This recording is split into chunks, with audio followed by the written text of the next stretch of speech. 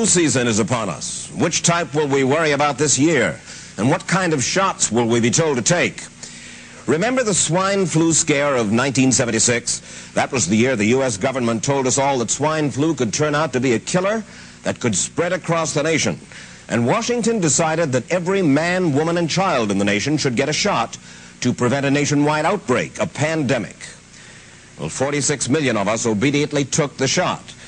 And now 4,000 Americans are claiming damages from Uncle Sam amounting to $3.5 billion because of what happened when they took that shot.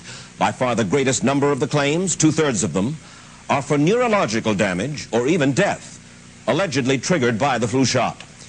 We pick up the story back in 1976 when the threat posed by the swine flu virus seemed very real indeed.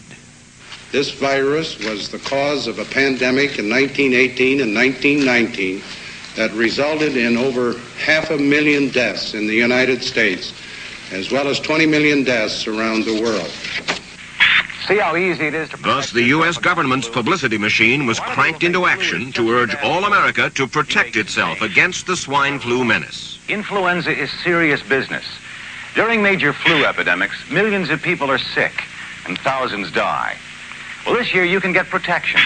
The vaccines are safe, easy to take, and they can protect you against flu. So roll up your sleeve. Protect yourself. One of those who did roll up her sleeve was Judy Roberts. She was perfectly healthy, an active woman, when in November of 1976, she took her shot. 2 weeks later, she says, she began to feel a numbness starting up her legs. I joked about it at that time. I said I'll be numb to the knees by Friday if this keeps up. By the following week, I was totally paralyzed. So completely paralyzed, in fact, that they had to operate on her to enable her to breathe. And for 6 months, Judy Roberts was a quadriplegic. The diagnosis? A neurological disorder called Guillain-Barré syndrome, GBS for short. These neurological diseases are little understood. They affect people in different ways. As you can see in these home movies taken by a friend, Judy Roberts' paralysis confined her mostly to a wheelchair for over a year. But this disease can even kill. Indeed, there are 300 claims now pending from the families of GBS victims who died, allegedly as a result of the swine flu shot. In other GBS victims, the crippling effects diminish and all but disappear. But for Judy Roberts, progress back to good health has been painful and partial. Now, I noticed that your smile, Judy, is a little bit constricted. Yes, it is. Is it different from what it used to be? Very different. I have a greatly decreased mobility in my lips.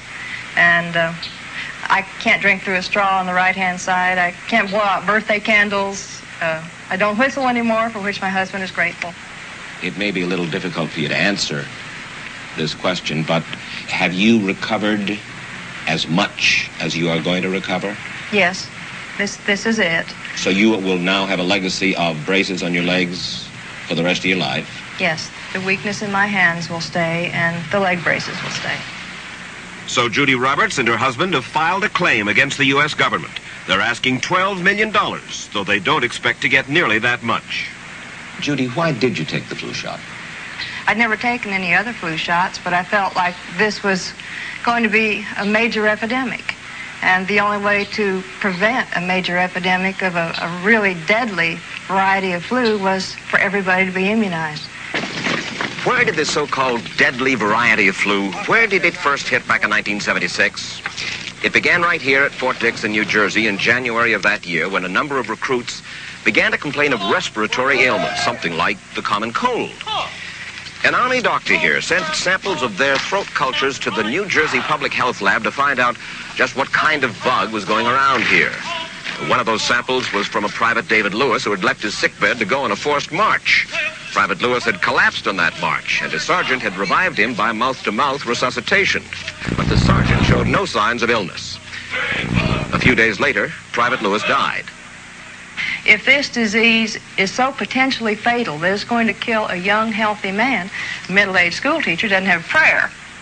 The New Jersey lab identified most of those soldiers' throat cultures as the normal kind of flu virus going around that year, but they could not make out what kind of virus was in the culture from the dead soldier and from 4 others who were sick.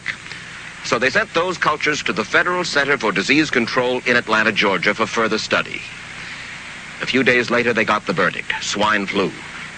But that much publicized outbreak of swine flu at Fort Dix involved only Private Lewis, who died, and those 4 other soldiers who recovered completely without the swine flu shot. If I had known at that time that the boy had been in a sick bed, got up, went out on a forced march, and then collapsed and died, I would never have taken the shot. The rationale for our recommendation was not on the basis of the death of a single individual, but it was on the basis that when we do see a change in the characteristics of the influenza virus, it is a massive public health problem in this country. Dr. David Senser, then head of the CDC, the Center for Disease Control in Atlanta, is now in private industry. He devised the swine flu program, and he pushed it. You began to give flu shots to the American people in October of '76. October 1st. By that time, how many cases of swine flu around the world had been reported? There had been several reported, but none confirmed. There had been cases in Australia that were reported by the press, by the news media. There were cases in... None confirmed. Did you ever uncover any other outbreaks of swine flu anywhere in the world? No. Now, nearly everyone was to receive the shot in a public health facility where a doctor might not be present. Therefore, it was up to the CDC to come up with some kind of official consent form, giving the public all the information it needed about the swine flu shot. This form stated that the swine flu vaccine had been tested. What it didn't say was that after those tests were completed, the scientists developed another vaccine, and that was the one given to most of the 46 million who took the shot. That vaccine was called X53A.